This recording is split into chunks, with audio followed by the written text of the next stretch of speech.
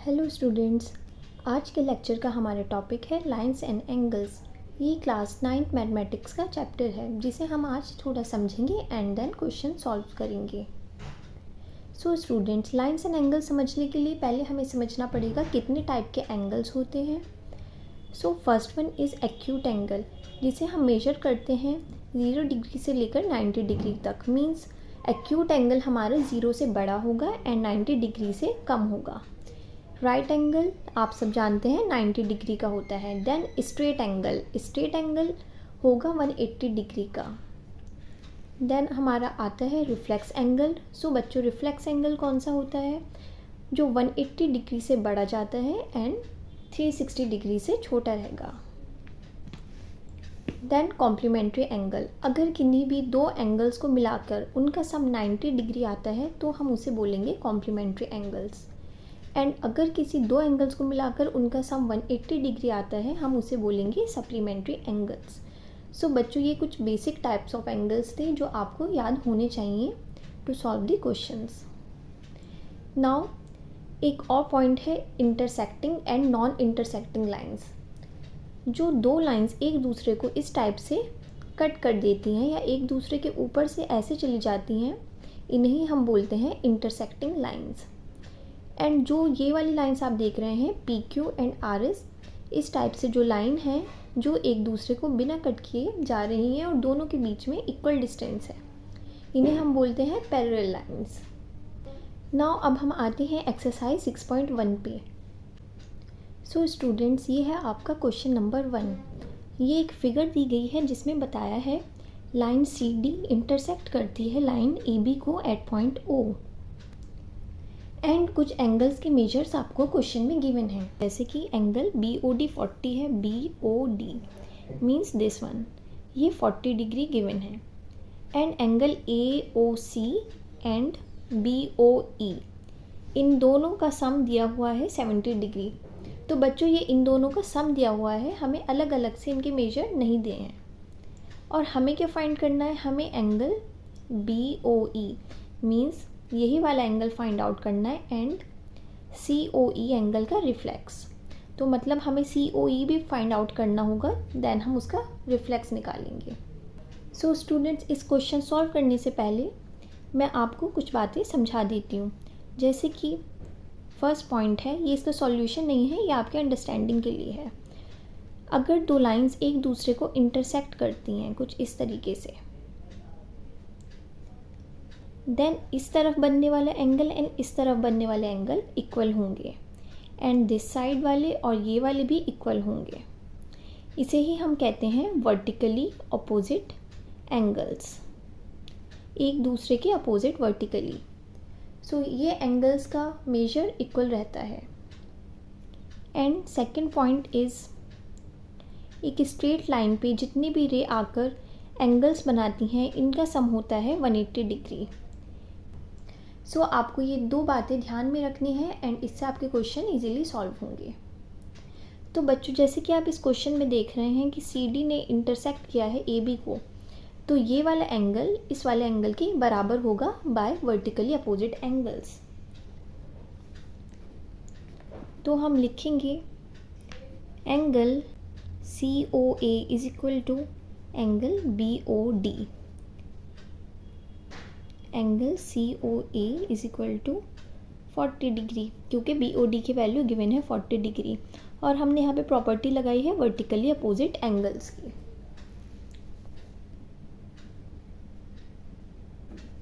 Now students, ये हमें पता है, हमने COE लिख दिया है बट क्वेश्चन में AOC है, सेम ही बात है। तो हमें पता है इन दोनों का सम 70 डिग्री था, बट हमें इसमें से AOC का पता चल गया है तो हम BOE निकाल सकते हैं। अब जो गिवन था हम उसे लिखेंगे angle AOC plus angle BOE is equal to 70 degree. Now AOC के नीचे जो इसकी वैल्यू आई थी 40 डिग्री हम लिखेंगे। नाउ ये 40 इधर आकर सब्ट्रैक्ट होगा 70 से। Angle BOE is equal to 70 degree minus 40 degree, तो आ जाएगा आंसर 30 डिग्री। सो बच्चों, एंगल BOE हमारा आ चुका है 30 डिग्री। अभी तक हमें ये पता चल चुका है, ये है 40 डिग्री एंड ये है 30 डिग्री। क्योंकि बच्चों ये एक स्ट्रेट लाइन है और मैंने बताया स्ट्रेट लाइन पे सारे एंगल्स का सम 180 डिग्री रहता है, तो हमें दो एंगल्स पता हैं तो हम तीसरा भी फाइंड आउट कर सकते हैं। Angle AOC plus angle COE plus angle BOE, उस स्ट्रेट लाइन के तीनों एंगल्स के नाम यहाँ हमने लिखे हैं। इन तीनों का सम होगा 180 डिग्री। AOC की वैल्यू है 40 डिग्री, COE हमें नहीं पता है, हम उसकी जगह पर x रख सकते हैं, and angle BOE is 30 degree, जो हमने इससे पहले फाइंड आउट किया है। Now 40 plus 30 is 70 degree plus x। अब 70 यहाँ पर माइनस हो जाएगा, 180 degree minus 70 degree which is equal to 110 degree. So x क्या था, एंगल COE, एंगल COE की वैल्यू आ गई है 110 डिग्री। एक तो हमें क्वेश्चन में एंगल BOE निकालना था जो हमने फाइंड आउट कर लिया है, लेकिन हमें COE का रिफ्लेक्स निकालना था। रिफ्लेक्स मीन्स आप उसे 360 डिग्री में से सब्ट्रैक्ट करके निकालेंगे। Reflex of angle COE is equal to 360 degree minus 110। So reflex of COE के लिए हमने 360 डिग्री में से 110 जो वैल्यू आई थी उसे सब्ट्रैक्ट किया है और आ चुका है हमारा आंसर 250 डिग्री। यहाँ तक इस क्वेश्चन का सॉल्यूशन है। नाउ स्टूडेंट्स, ये है हमारा 6.1 का क्वेश्चन नंबर 2।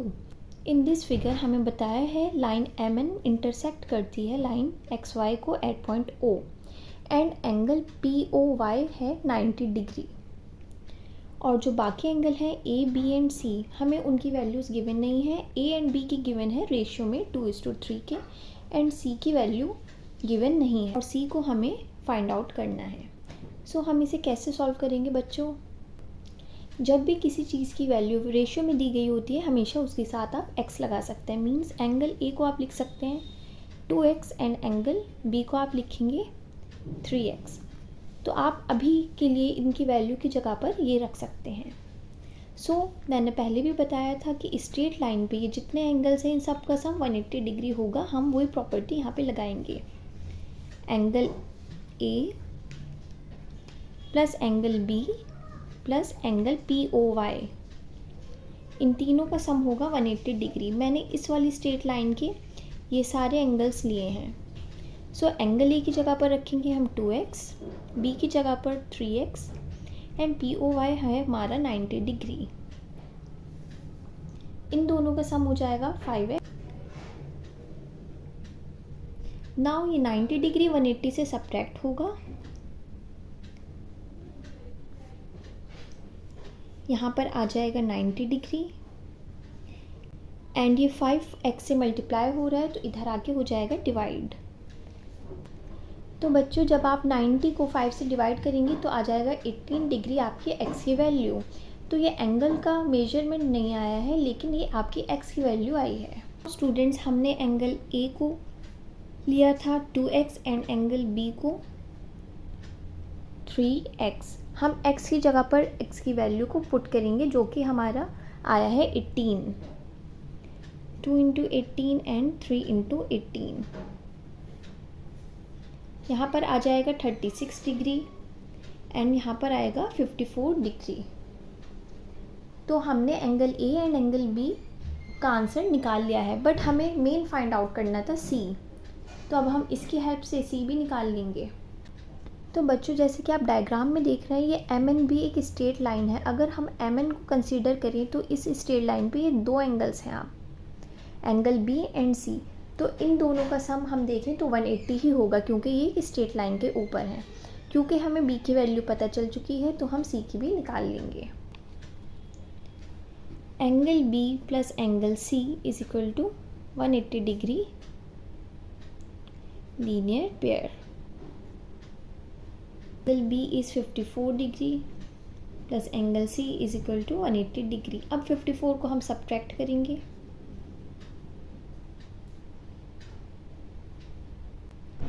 तो सब्ट्रैक्ट करने के बाद बच्चों आपका आंसर आ जाएगा 126 डिग्री।